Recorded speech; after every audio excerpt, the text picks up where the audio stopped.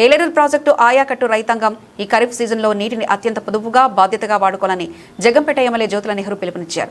ప్రస్తుతం ఏలేరు ప్రాజెక్టులో నిల్వలు పెరుగుతున్నప్పటికీ వాతావరణ పరిస్థితుల దృష్ట్యా రాబోయే రోజుల్లో కీలకమైనవని అని అన్నారు.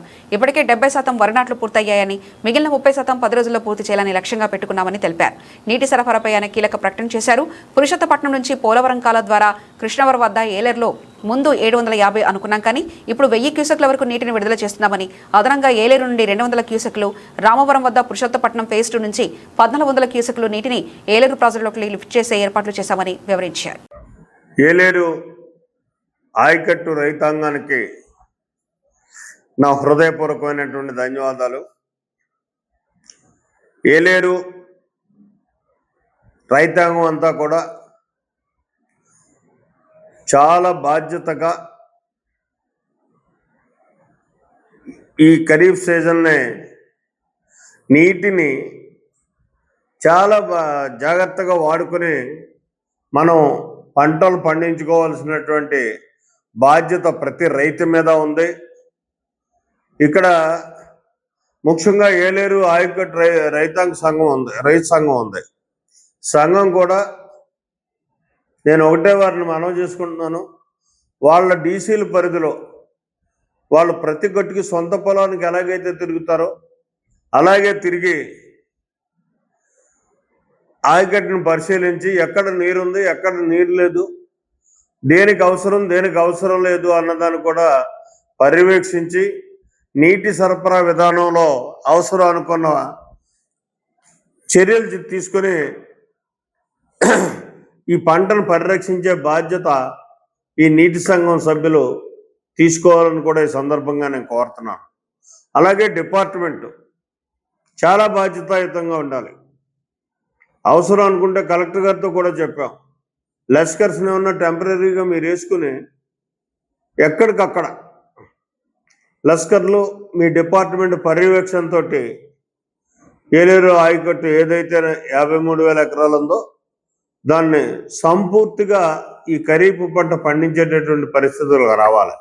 ఇప్పటికీ నా పరిశీలనలోకి వచ్చినటువంటి పరిస్థితులు చూస్తే 70% ఊడ్పులు జరిగినట్టుగా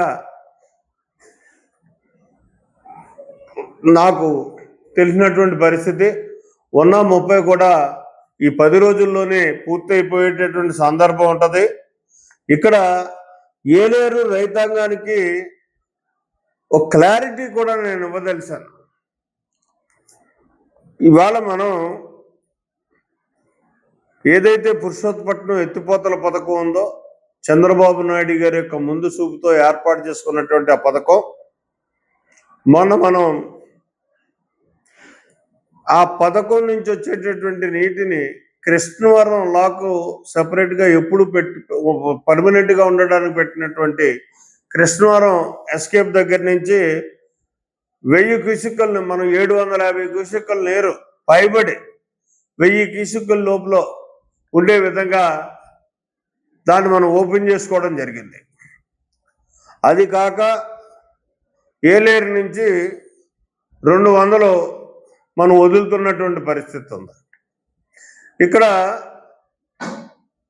రెండవది ఏదైతే పురుషోత్తపట్నం సెకండ్ స్టేజ్ ఉందో, ఆ సెకండ్ స్టేజ్లో 1400 క్యూసెక్కులు ఈవేళ ఏలేరు రిజర్వేర్లోకి వెళ్తుంది. ఇప్పటికే సుమారు దాని నిల్వ సామర్థ్యం రోజు రోజుకు కూడా పెరుగుతున్నటువంటి పరిస్థితి ఉంది. ఇదే రకంగా మనం ఉన్నట్టయితే కనీసం ఒక 12-13 టీఎంసీ నీటిని నిల్వ ఉంచుకునే పరిస్థితి ఉంటుంది. ఈ లోపల కృష్ణవరం ఎస్కేప్ దగ్గర నుంచి మనం పూర్తిగా మనకు అవసరమైనటువంటి నీటి 1000 క్యూసెక్కులు కూడా మనం తీసుకుంటున్నాం. కాబట్టి కింద వరకు కూడా థాయిలాండ్ ఏదైతే పిఠాపురం ఉందో, పిఠాపురం వరకు కూడా నీరు సక్రమంగా అందివ్వడానికి అవకాశం ఉంటుంది. అదే కాకుండా ఇక్కడ గత పూర్వం నుంచి ఏ వంతుల విధానం ఉందో ఈ నీటి షార్టేజ్ వల్ల అదే విధానాన్ని వేళ అవలంబించడం జరిగింది. ఈ అవలంబించినటువంటి విధానంలో చూసుకుంటే పిఠాపురం కెనాల్కి 16,000 ఎకరాలు ఉంది. ఆ 16,000 ఎకరాలకి కూడా 4 రోజులు కేటాయించడం జరిగింది. అంటే 10 రోజులకు టర్న్ కింద ఏర్పాటు చేసి పిఠాపురం కెనాల్కి 16,000 ఎకరాలకి కూడా 4 రోజులు కేటాయించడం జరిగింది. అలాగే పెద్దాపురంలో 9,600 ఎకరాలు ఉంది. ఈ 9,600 ఎకరాలకి 3 రోజులు కేటాయించడం జరిగింది. ఈ 3 రోజుల తర్వాత కిర్లంపూడిలో 23,000 ఎకరాలు ఉంది. ఇందులో పిఠాపురం ఆయకట్టు కూడా కలుస్తుంది. సుమారు 6,476, అంటే గొల్లపోలు దగ్గర నుంచి వెల్దుర్తి దాకా, గొల్లపోలు, రాపత్తి, గోకివాడ, బీకొత్తూరు, తిమ్మాపురం, దొంతమూరు, రాయవరం, వెల్దుర్తి, ఈ అన్ని గ్రామాలు కలిసి పిఠాపురం ఏరియాలో. ఈ పిఠాపురం నియోజకవర్గంలో ఉన్నటువంటి గ్రామాలకి కిర్లంపూడి సెక్షన్ నుంచి 6,476 ఎకరాలు, ఈ 23,000 ఎకరాల్లోని కూడా ఈ 6,476 ఎకరాలు కూడా పిఠాపురం ఏరియాదే ఉంటుంది. ఇక్కడ కేవలం మళ్ళీ కిర్లంపూడి సెక్షన్కి కూడా 23,000 ఎకరం ఉన్నప్పటికీ కూడా కేవలం 3 రోజులే వంతు వేయడం జరిగింది. అంటే కిర్లంపూడికి 3 రోజులు 23,000 ఎకరాలకి, పెద్దాపురానికి 3 రోజులు 9,600 ఎకరాలకి, పిఠాపురానికి 16,000 ఎకరాలకి 4 రోజులు, వెరసి 10 రోజులు. 10 రోజులకు ఒక టర్న్ తిరిగేటటువంటి పరిస్థితి ఉంటుంది.